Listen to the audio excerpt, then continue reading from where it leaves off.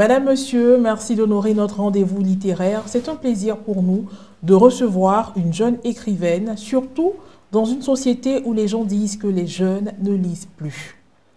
Aïcha Ouattara, auteure du livre intitulé « Les remords de Myria », est celle qui occupe aujourd'hui le siège de l'invité. Bonjour Aïcha. Bonjour madame. Eh bien, merci d'avoir accepté notre invitation. Je vous en prie. Très bien. Sans plus tarder, la biographie de l'auteur avec Maria Bissier.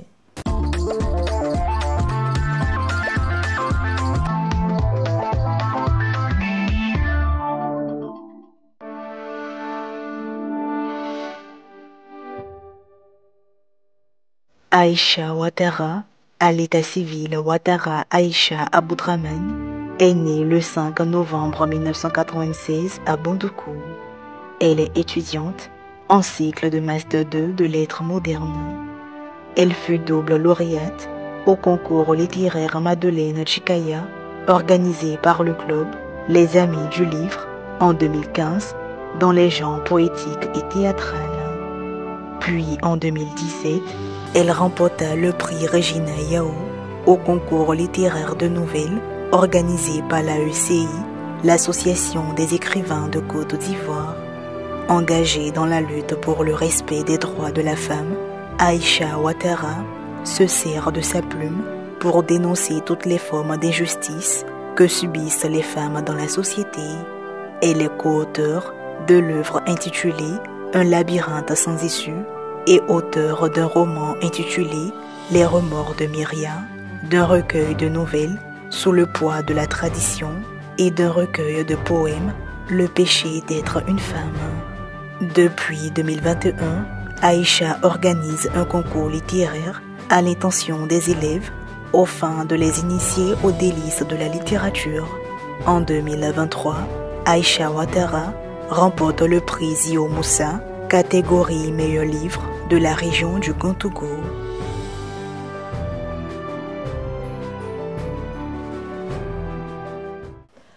Maria Bissier nous a permis d'en savoir un peu plus sur notre invité du jour, Aïcha Ouattara, dont son roman nous relate l'histoire de Myria, une jeune fille musulmane, pieuse, vertueuse, intelligente et promue à un bel avenir. Mais la naïveté et les sentiments l'ont poussée dans les filets de l'irréparable.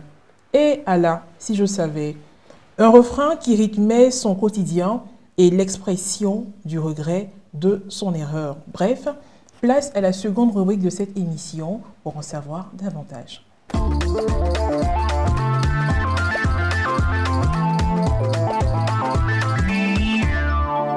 Alors Aïcha, vous êtes lauréate de plusieurs concours littéraires.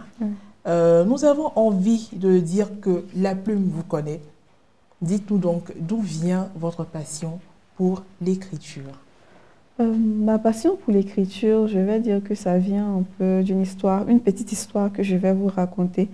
En réalité, moi, j'ai toujours aimé les contes. J'adorais quand ma mère me racontait des contes, mais elle n'avait pas vraiment tout le temps pour me raconter les contes. Ce qui faisait qu'elle me ramenait toujours à mes livres de lecture. Du coup, je partais lire un peu les petites histoires dans les livres. C'est comme ça qu'est née en fait ma passion pour la lecture. Et de cette passion, je savais qu'également, à travers les lectures que je faisais, j'ai toujours voulu écrire. J'ai toujours voulu ressembler à un écrivain, essayer d'écrire mes propres mots, me faire lire. Voilà, donc c'est un peu de ça qu'est partie ma passion pour la lecture et pour l'écriture. D'accord. Ressembler à un écrivain. Là, vous étiez très jeune encore. Vous n'aviez pas de modèle d'écrivain. Mais est-ce qu'aujourd'hui, vous en avez? Oui, aujourd'hui, j'ai des modèles d'écrivains. Je dirais que mon style ressemble plutôt au style de Regina Yao. Regina Yao qui, à travers ses lectures, on retrouve du suspense. Lorsque vous lisez mon livre, à la fin, on se rend compte qu'il y a un suspense. On ne sait pas vraiment comment l'histoire se termine. C'est ma façon à moi de donner libre cours aux lecteurs, de donner la fin qu'ils veulent. Parce que je peux, en tant qu'écrivain, donner une fin que forcément tous mes lecteurs ne vont pas apprécier.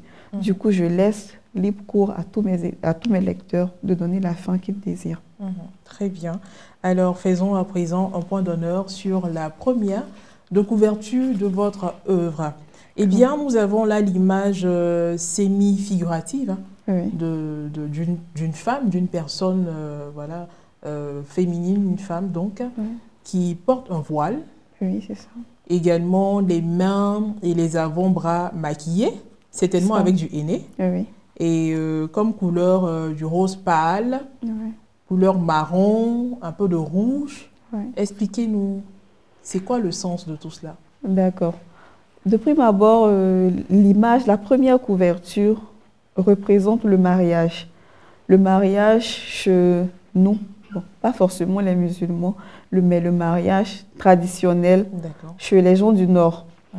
Chez les gens du Nord, lorsqu'on se marie, on met le henné sur les mains et sur les pieds.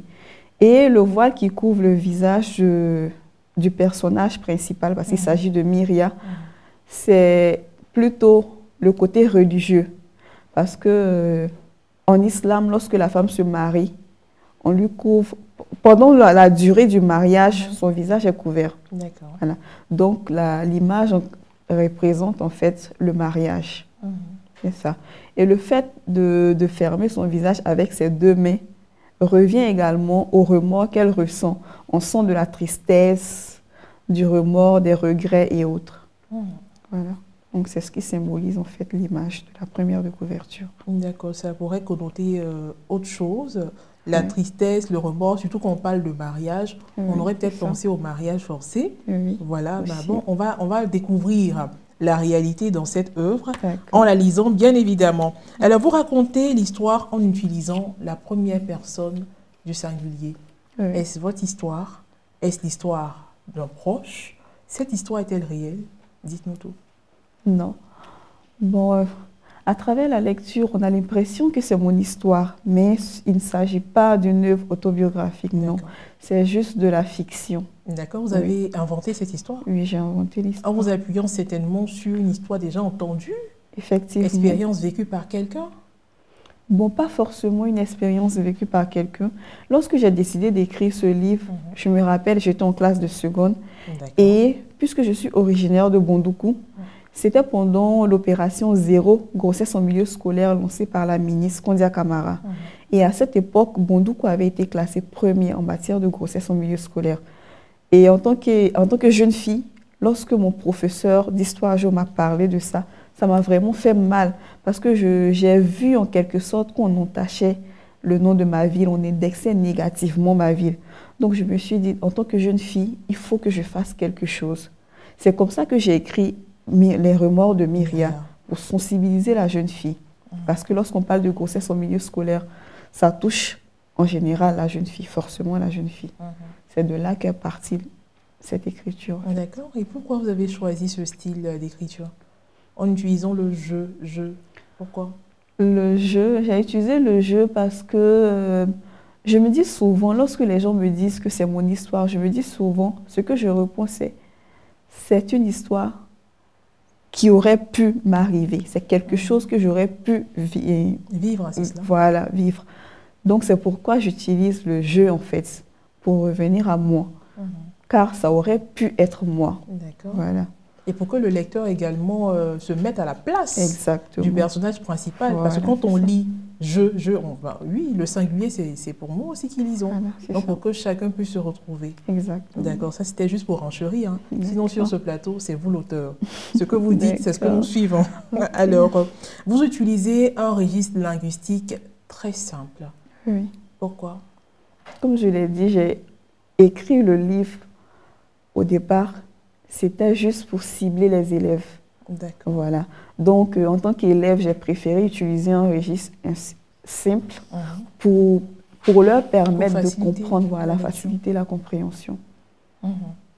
En vous lisant, nous avons pu noter qu'à travers le personnage de Myria et son récit de vie, plusieurs thématiques tournant autour de la femme se dégagent. Celle donc de son éducation, ses valeurs, sa foi, malheureusement ses dérives et sa place dans la société. La question du mariage arrangé est également touchée. Qu'avez-vous voulu mettre en exergue à travers toutes ces thématiques? Bon, à travers toutes ces thématiques, j'ai voulu mettre un peu en exergue certaines injustices que subissent les femmes au quotidien dans la société. parce que le mariage forcé, Myria, on peut dire Myria a eu de la chance d'avoir un père qui a su comprendre qu'en fait la place de la jeune fille est à l'école. Elle doit se scolariser, voilà, il doit l'inscrire à l'école et autres. Mais elle aurait pu avoir un père qui n'allait pas comprendre cela, qui allait accepter de la donner en mariage à Moussa Remok. Voilà. Donc, en quelque sorte, Myria a eu de la chance. Mais à travers le livre, je dénonce le mariage forcé. Voilà. À travers tout ce que j'ai dit, on se rend effectivement compte que je fais un peu une dénonciation, la satire du mariage forcé. Et Myria qui explique en quoi est-ce que le mariage forcé est bon, je ne dirais pas forcément mauvais parce que certaines personnes réussissent bien. Voilà, réussissent bien.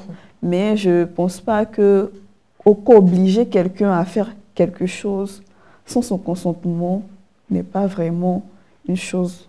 Très bien. Vous mettez en avant également des valeurs. C'est vrai que Myria est une jeune fille musulmane, mais ces valeurs-là, c'est tellement que toutes les jeunes filles, quelle que soit leur religion, partagent ces valeurs. Oui, est-ce qu'on peut revenir sur ces valeurs, s'il vous plaît? Sur ces valeurs, je parlerai de vertu. Voilà. La vertu, Myria est une fille généreuse qui, malgré tout ce qui se passe, toutes les personnes qui essaient de la détourner du droit chemin, elle est toujours sur cette même voie. Elle ne se laisse pas influencer négativement. Voilà. Donc, je dirais que ce ne sont pas forcément des qualités d'une jeune fille musulmane, mais il y a plusieurs personnes qui ont ces qualités-là. Ça n'a rien à voir avec la religion. Mais là, puisque je suis musulmane, voilà, c'est un peu ce qui a fait que j'ai parlé un peu de l'islam. Voilà. Vous avez mis un peu en avant son leadership, parce qu'elle avait un groupe de jeunes filles également qui la suivaient. Elle sensibilisait ses jeunes camarades et tout ça. Pourquoi vous avez jugé bon de le faire? J'ai jugé bon de le faire parce que je voulais que Myria passe pour un exemple. Voilà. Et également faire comprendre aux jeunes filles que c'est vrai qu'on peut vraiment être concentré sur ses études, mais tout peut arriver. Voilà.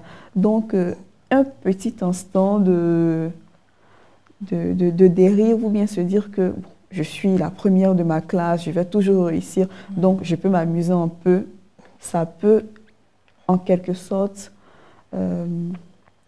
nous revenir, voilà, devenir comme un regret en quelque sorte, voilà. On peut le regretter, voilà. Donc, peu importe ce qu'on fait, il faut prendre conscience de l'acte qu'on pose, voilà, pour pouvoir éviter le pire. Voilà, pour éviter le pire. Nous avons envie de dire les études, d'accord, mais le divertissement aussi, il est important. Le divertissement sain, on dira. Voilà. Parce que lorsque vous dites étudier, bon, un petit moment voilà, on veut s'amuser un peu, mais un amusement sain. Voilà, c'est ça. On évite aussi le danger. Voilà. Alors, pour certaines personnes, vivre sans amis, c'est vivre sans témoin. Myria avait pour ami Nourdine, qui lui avait tourné le dos lorsqu'elle a accepté les avances de Rico. On va dire Rico, ce don Juan, ce séducteur du supermarché. Comment jugez-vous cette attitude, sachant que Nourdine est plus âgée que Myria et en quelque sorte, elle a contribué à cette erreur que Myria a commise? Je dirais que Nourdine s'est mal comportée en agissant ainsi, mais en même temps, il faut la comprendre. Elle était un peu sous le choc. Et Myria était pour Nourdine un exemple. Nourdine ne pouvait jamais penser que Myria pourrait agir ainsi. Elle était déçue. Voilà. Donc je me dis que c'est ce qui l'a poussée à agir comme ça. Et en même temps, lorsqu'on traverse le livre, on va un peu plus loin, on se rend compte que Nourdine se rend compte de son erreur et revient vers Myria pour s'excuser. Et là, quand elle vient s'excuser, elle dit « J'aurais dû te soutenir en tant que ta grande sœur, effectivement. » Donc, Nourdine a mal agi au départ, mais elle a essayé de se rattraper. Voilà. C'est un peu ce que je peux dire. Les amis, comme on le dit, ne sont-ils pas souvent la cause ou contribuent quelquefois aux dérives? Est-ce que vous, Aïcha, vous avez des amis? Oui, j'ai des amis. D'accord. comme Comment tout le faire monde. comment devons-nous choisir nos amis? Je ne saurais pas dire Est-ce qu'il y a des comment, critères voilà. pour choisir ses amis? Bon, je ne sais pas vraiment s'il existe des critères, mais tout ce que je peux dire, c'est qu'il faut savoir choisir ses amis. Peut-être au départ, on ne saura pas quel genre d'amis ils sont, mais au fur et à mesure qu'on se fréquente et autres, on sait, on sait vraiment, en tant qu'être humain doué de raison, on sait si un tel ami peut vraiment nous conduire là où on veut arriver. Voilà. Donc, pour cette raison-là, il faut savoir choisir ses amis. Dans ce livre-là, on voit un peu l'importance de l'ami. Parce que Nourdine, en quelque sorte, représente beaucoup pour Myria. Si Nourdine n'était pas revenue vers Myria avant le baccalauréat, qui sait, peut-être qu'elle aurait pu échouer. Mais lorsqu'elle est revenue, elle a essayé de lui remonter le moral. Ça a facilité les choses. Et c'est vrai qu'on parle, on nous dit souvent d'être amis avec nos parents, mais c'est vrai qu'avec nos parents, il y a certaines choses qu'on ne peut pas dire. Donc voilà pourquoi je dis que c'est bon d'avoir un ami, mais il faut savoir choisir ses amis. Poursuivons avec le chapitre de l'amitié, mais cette fois-ci, celle qui existe entre deux hommes. Le père de Myria est Moussa Remorque, un homme riche, généreux, là c'est relatif, mais insolent et même pervers, qui pense que tout s'acquiert avec l'argent. Pour avoir soutenu et aidé financièrement son ami, il demande en échange sa fille en mariage. Ben, à ce niveau de l'histoire, vous fustigez, vous faites de la critique. Quel est donc votre point de vue sur le mariage forcé ou encore lorsque les jeunes filles sont considérées comme des objets d'échange pour le bien-être de leur famille? C'est vrai que vous avez fait une petite ébauche, vous en avez parlé succinctement. Ben, vous avez l'occasion maintenant de vous étendre un peu plus sur cette question. Ok. Bon, j'ai essayé de faire un peu quelques recherches concernant le mariage forcé. Et ce que j'ai constaté, c'est qu'en réalité, lorsque les parents donnent leur fille en mariage, ce n'est pas avec une mauvaise intention. En général, lorsqu'ils le font, surtout moi dans ma ville, qui est une ville beaucoup islamisée, la ville aux 1000 mosquées, oui, Bondoukou. Voilà, Bondoukou, les parents ont tendance ils veulent à tout prix préserver leur honneur. Et pour préserver cet honneur-là, ils se disent que dès que la jeune fille devient pubère, il faut la marier pour éviter qu'elle parte se souiller en quelque sorte. C'est comme ça qu'ils disent. Qu'elle parte se souiller pour éviter qu'elle prenne une grossesse. Et ils vont dire, mais c'est ce vieux musulman qui pratique vraiment la religion, sa fille enceinte, elle n'est pas mariée. Voilà, c'est un peu... Ils trouvent ça comme de l'humiliation. Voilà. Donc, c'est en quelque sorte ce qui les pousse, à agir ainsi. Mais je ne dis pas ça pour les défendre, parce que pour moi, le mariage forcé n'est pas quelque chose de raisonnable. Parce que chaque personne doit être libre de ses propres choix, libre de vouloir avec qui veut se marier et autres. Voilà. Donc, c'est un peu mon idée sur le mariage forcé. Pour revenir à l'œuvre, pensez-vous que le destin de Myria aurait été différent, voire éviter le VIH-Sida, s'il avait été accordé en mariage à Moussa Remorque? C'est possible. C'est possible, elle aurait pu éviter, comme ne pas éviter également, puisque les rapports sexuels ne sont pas forcément la seule cause du VIH-Sida. Voilà. Elle aurait pu être infectée par autre chose. Donc, c'est quelque chose qui aurait pu arriver également. Voilà. Donc, c'est vrai. La mère de Tim, c'est-à-dire le futur époux de Myria, a été très prévoyante. Elle a souhaité que Myria et son fils fassent des bilans de santé avant leur union. Quel est votre point de vue donc, sur cette pratique qui prend de plus en plus de l'ampleur, celle de faire des examens médicaux prénuptiaux avant le mariage? Qu'est-ce que vous en pensez? Est-ce une bonne chose? Est-ce mauvais? Dites-nous. Je ne pense pas que ce soit mauvais. Non, ce n'est pas une mauvaise chose. C'est juste une façon c'est une prévention, voilà, pour savoir à quoi s'attendre. Parce que je sais que de nos jours, c'est possible de vivre avec le VIH-Sida. Voilà. C'est juste une prévention. Donc, ce n'est pas forcément une mauvaise chose. Comme on le dit, mieux vaut prévenir que guérir. C'est vrai que dans notre œuvre, il est question de VIH-Sida pour le personnage principal, mais il y a bien d'autres mots qui sont découverts à l'issue de tous ces examens de santé. Alors, à la dernière page du roman, nous allons nous permettre de faire un peu de lecture. Donc, à la dernière page du roman, vous décrivez l'état dans lequel se trouve Tim. À peine je me surprends perdu dans mes pensées que je vis Tim à se dresser devant moi, tenant fermement la preuve de ma culpabilité, le bulletin médical. Il semblait désorienté, incapable de pondre le moindre mot. C'est ce que semble traduire la laideur de son découragement. Pourtant, il m'aime. Il vient d'apprendre que je suis infecté.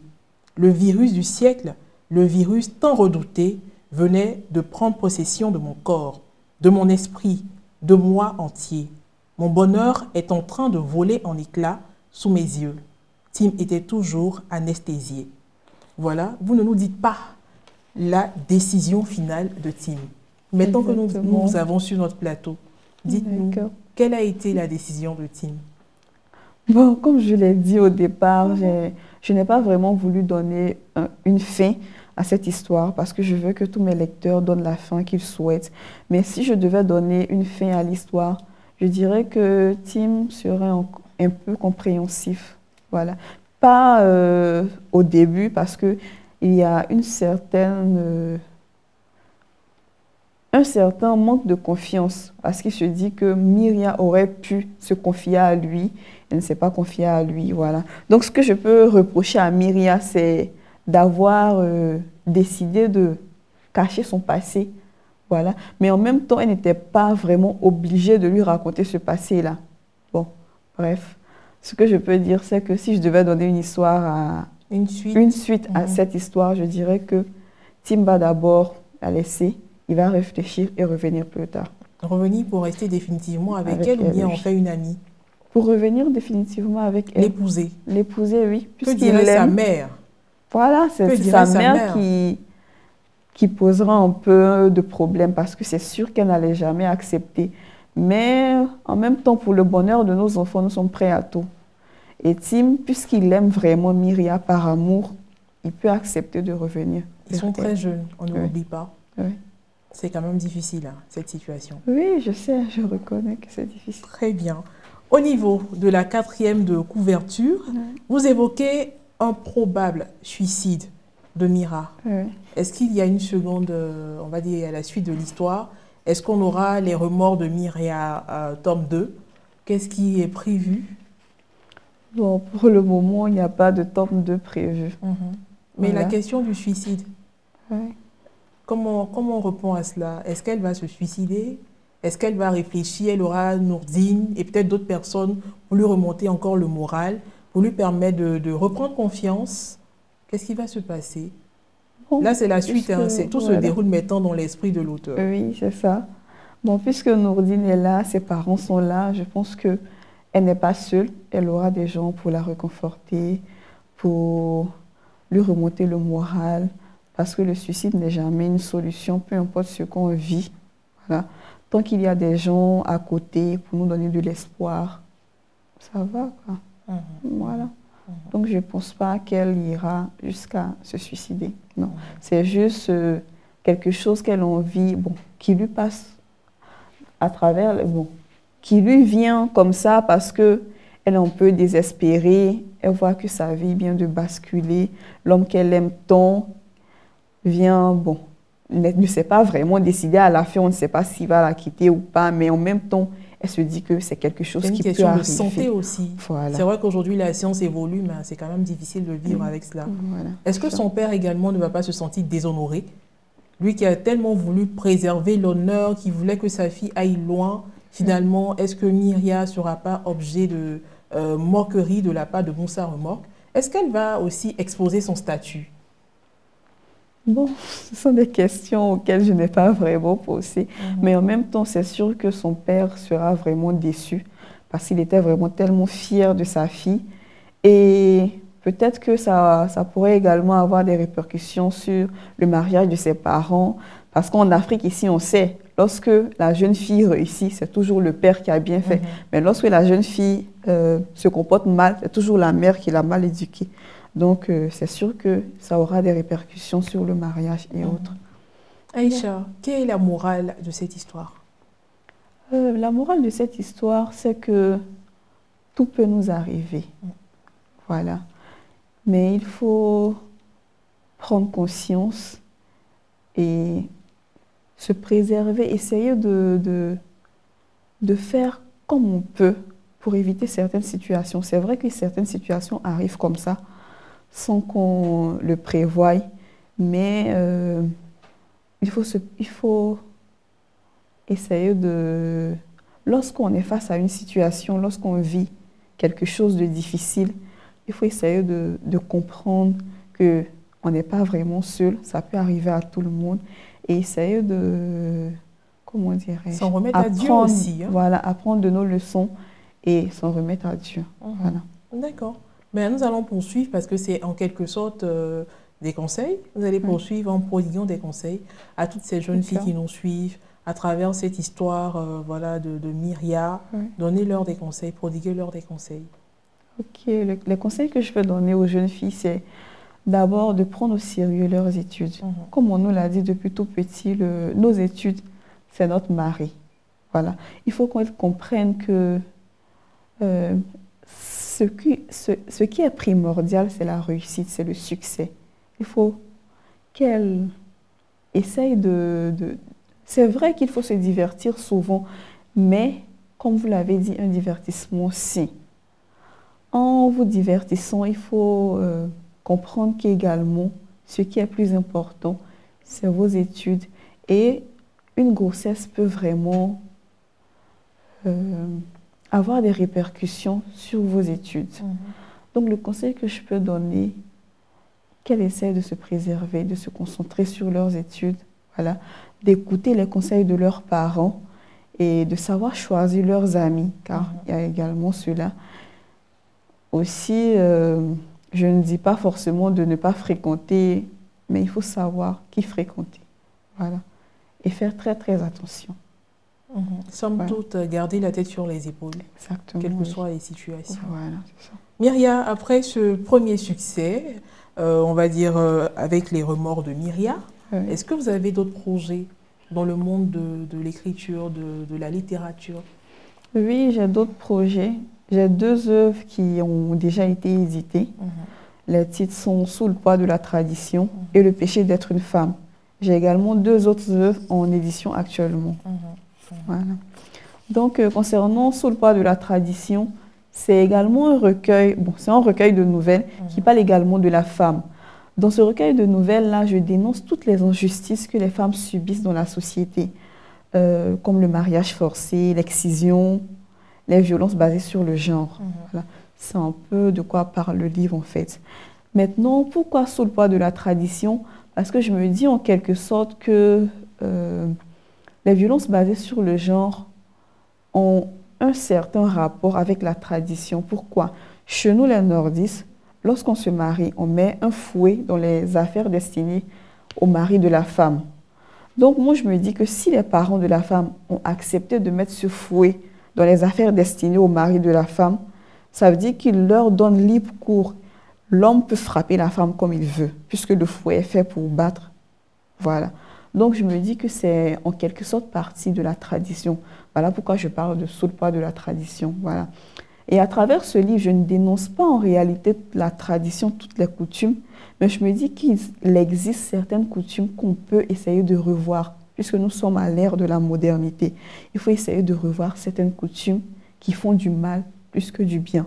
Mais on peut également préserver les coutumes qui ne font pas du mal. Voilà. Très bien. Donc, nous n'allons pas faire l'émission. Nous n'allons pas faire l'émission. On aura l'occasion de recevoir à nouveau Aïcha Ouattara, si elle le veut bien, sur ce plateau pour décrypter son œuvre. Vraiment, nous sommes très heureux de vous avoir reçu. Merci d'avoir participé à cette émission. Et puis, nous vous souhaitons un plein succès pour la suite. Vous avez tous nos encouragements. Et puis, vous venez quand vous voulez avec des œuvres que voilà, nous décrypterons avec encore plaisir, beaucoup de bonheur, beaucoup de joie. D'accord. Un mot pour terminer? J'aimerais, comment dire, saluer toutes les personnes qui m'ont soutenue. Parce qu'au départ, comme je l'ai dit, le livre, c'était juste une petite histoire que j'ai écrite juste pour... Parce que l'idée m'est venue, j'ai écrit comme ça.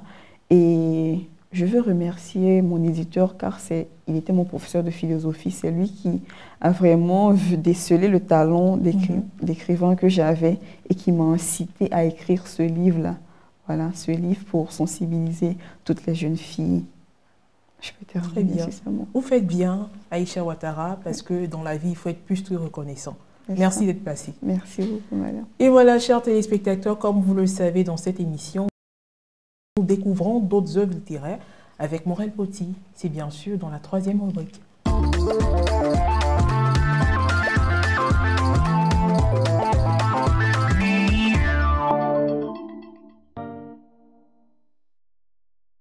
Amoureux du livre, bonjour. Comme vous le savez dans notre rubrique, nous rendons hommage aux écrivains qui, à travers leur plume, enrichissent notre culture générale. À l'honneur aujourd'hui, Ferdinand Oyono, auteur du livre Le Vieux Nègre et la Médaille, et Soyinka Akewande Oluole, auteur de l'œuvre écrite intitulée Chronique du pays des gens les plus heureux du monde. Débutant avec le résumé de la première œuvre, Le Vieux Nègre et la Médaille.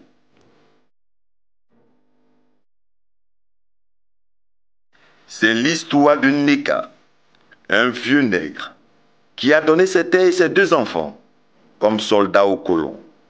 Après avoir ainsi tout perdu, il se fait remercier et récompenser par le chef, le haut-commissaire, qui ne lui offre qu'une médaille et lui promet d'être traité comme l'un des leurs colons.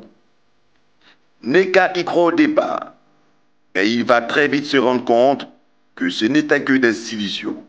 Ce dernier va alors prévoir de se révolter.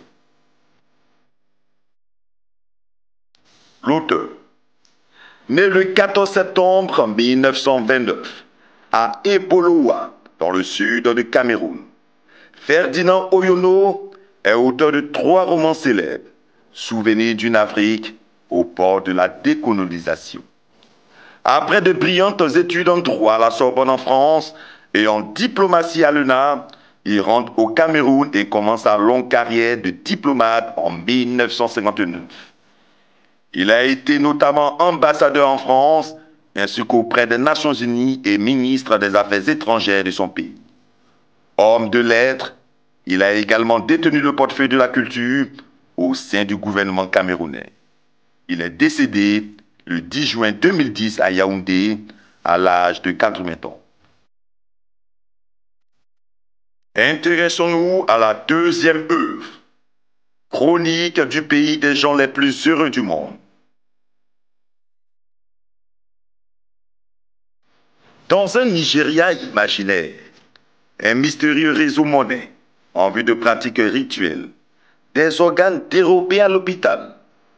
Le docteur Menka s'en ouvre à son plus vieil ami Duo, le Pitampé. Bon vivant, Yoruba, ingénieur émérite. Duo s'apprête à prendre un poste prestigieux aux Nations Unies. Mais il semblerait qu'on soit déterminé à l'en empêcher. Et si le docteur Menka et Duo ne savent pas pourquoi, ils ignorent aussi à quel point l'ennemi est proche et féroce.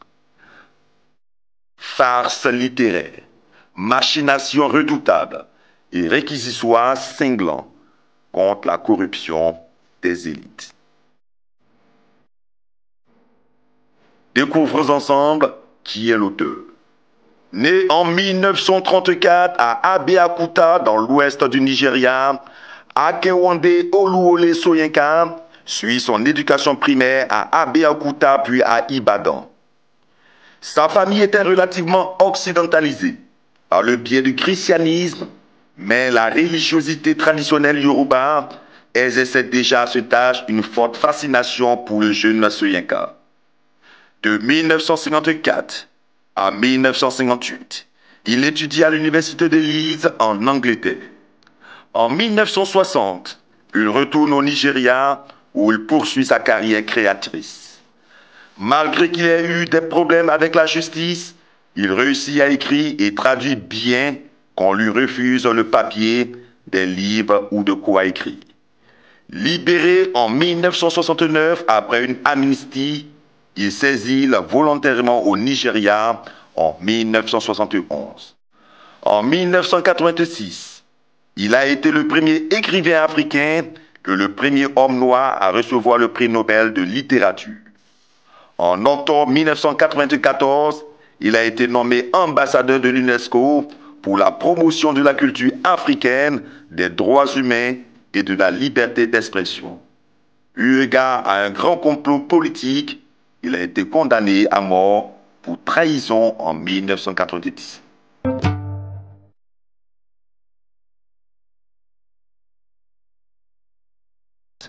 Voilà, c'est tout pour aujourd'hui. À bientôt pour d'autres découvertes littéraires.